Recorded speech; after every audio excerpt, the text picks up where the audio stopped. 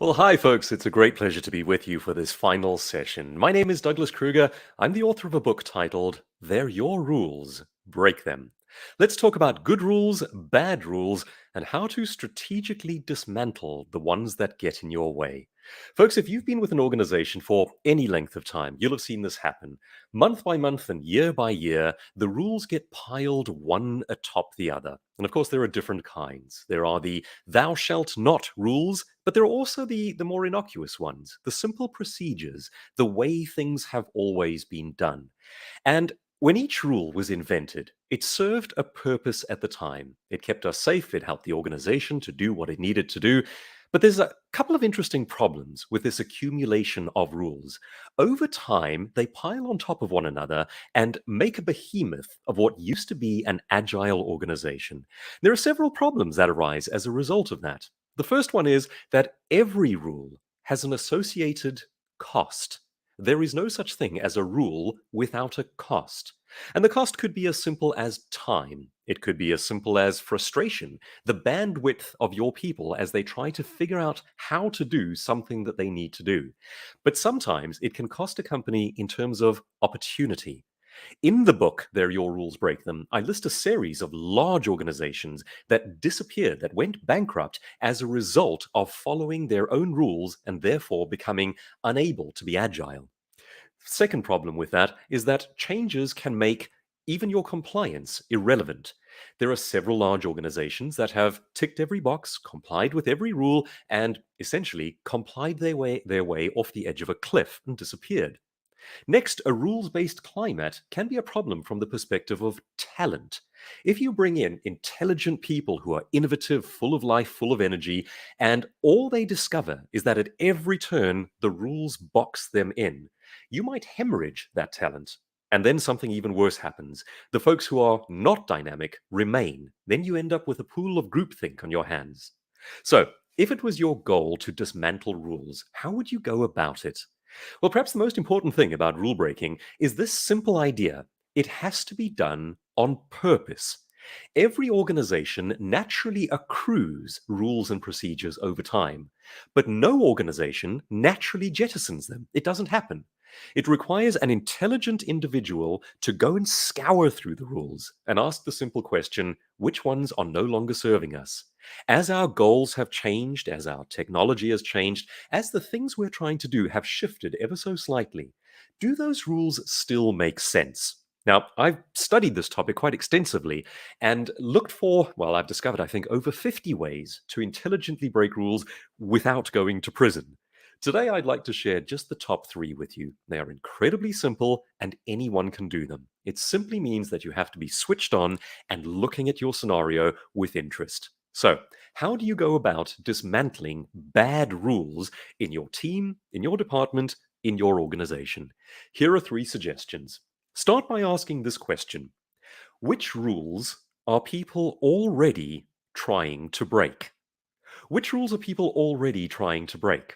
Now, folks, if you've ever been anywhere near Johannesburg, right up at the top of Sandton, you may have stopped at the McDonald's. And if you've done that, when you come out, you will have wanted to do one of two things: either turn left onto Rivonia Road or turn right. And presumably 50% of people want to go left, 50% want to go right.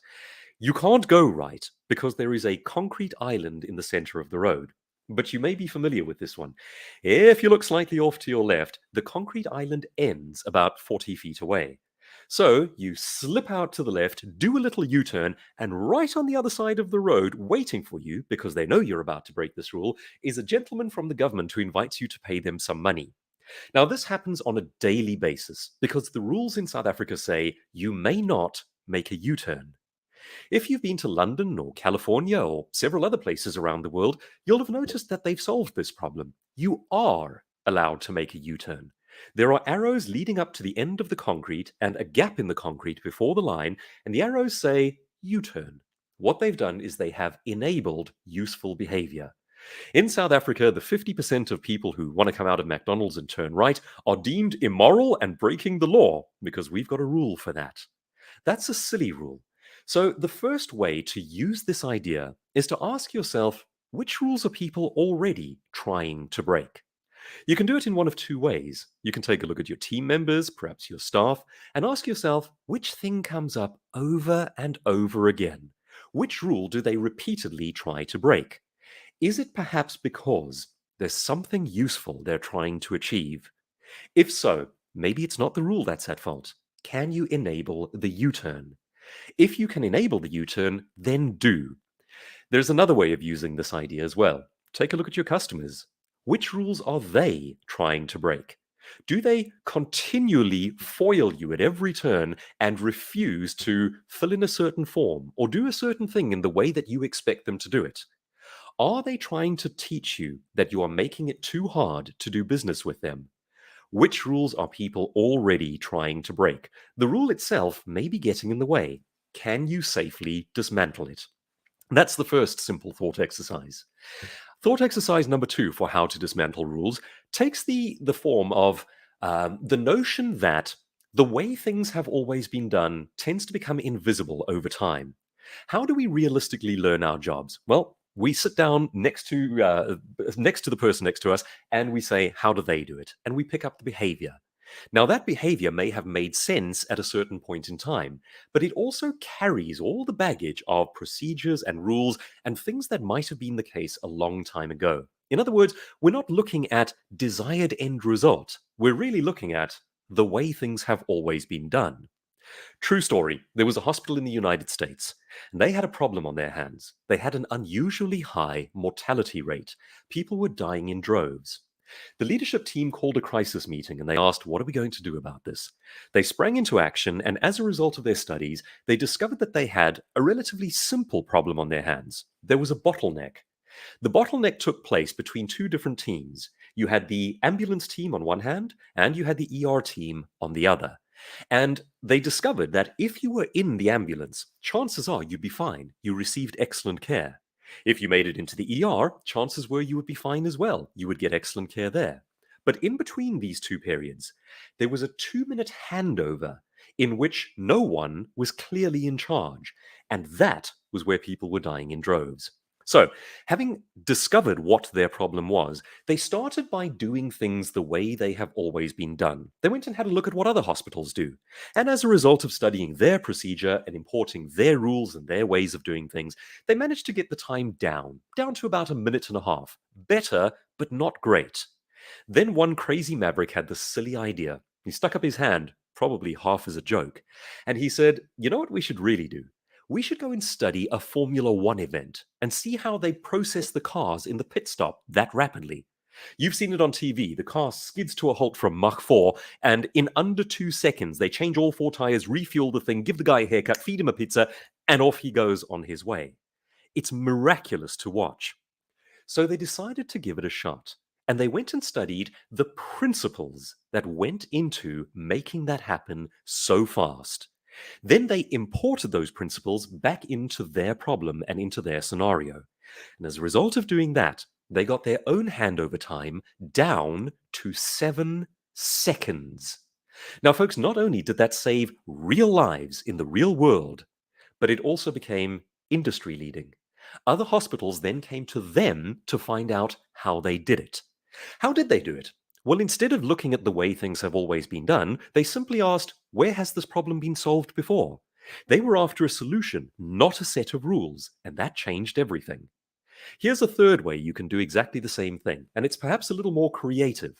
A way in which you can get away from the way things have always been done and the accepted rules and procedures and all the old baggage of the way we do this. Ask yourself, how would this look on the Starship Enterprise?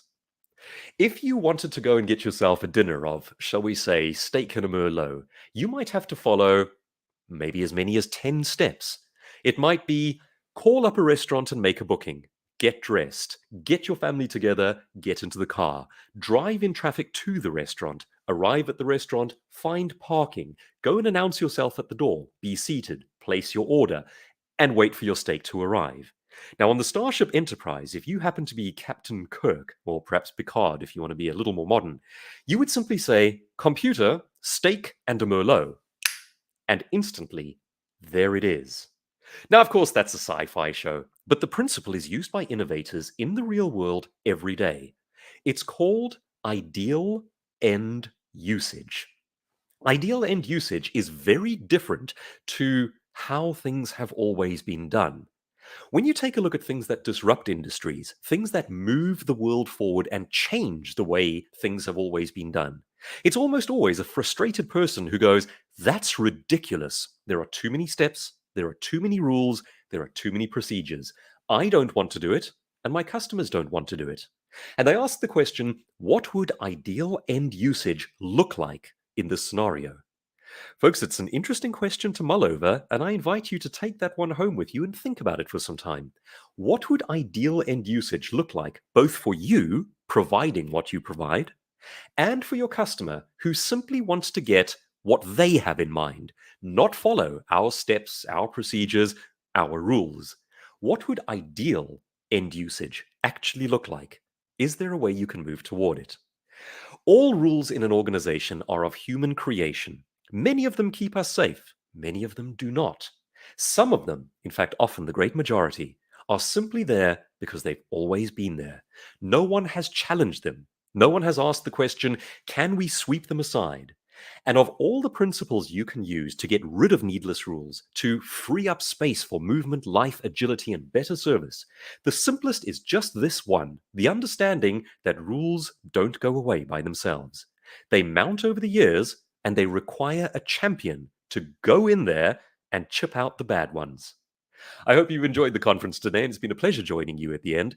Mull over that idea of ideal end usage and ask yourself which rules are getting in your way. They're your rules. Perhaps you could break them. Thank you, folks.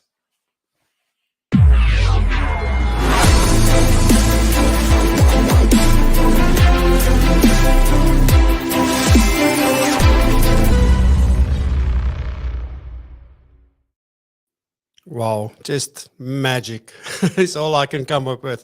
Thank you very much, Douglas. What a way to end today. We're not completely done. First off, we have a winner to announce because remember there was that Profile Me giveaway that's worth 10,000 Rand. Almost said bucks, but I'll say rands. And I'm happy to announce the winner for this by lucky draw that was done, and the winner is Renel Pillay. I hope I'm saying your name correctly, Renel, but congratulations. The team from Profile Me will be in touch with you directly, so well done. It is a massive prize to win, and I really hope it's going to help with your career and your professional things that you are after in terms of business. So congratulations on behalf of Profile Me and also PROpulsion. Really happy for you. Well done. Alrighty, so then what else? Just to say a big thank you. We made it. We did it. Promise myself I'm going to do that. Anyway, so thank you very much for being here, for every single sponsor, every single panelist, speaker, all the support in the back end, all the stuff. Massive thank you. We do want to invite you to please check out our live show on Fridays, 7 a.m. every single Friday. You can't miss it. Don't miss it. Sort of join us. If you can't make it on a Friday morning, then please go and watch it, the recordings. But a lot of value, and yeah, we continue the conversations over there. But thank you for being part of today. And on that note, I'm going to close the summit. Wishing you well.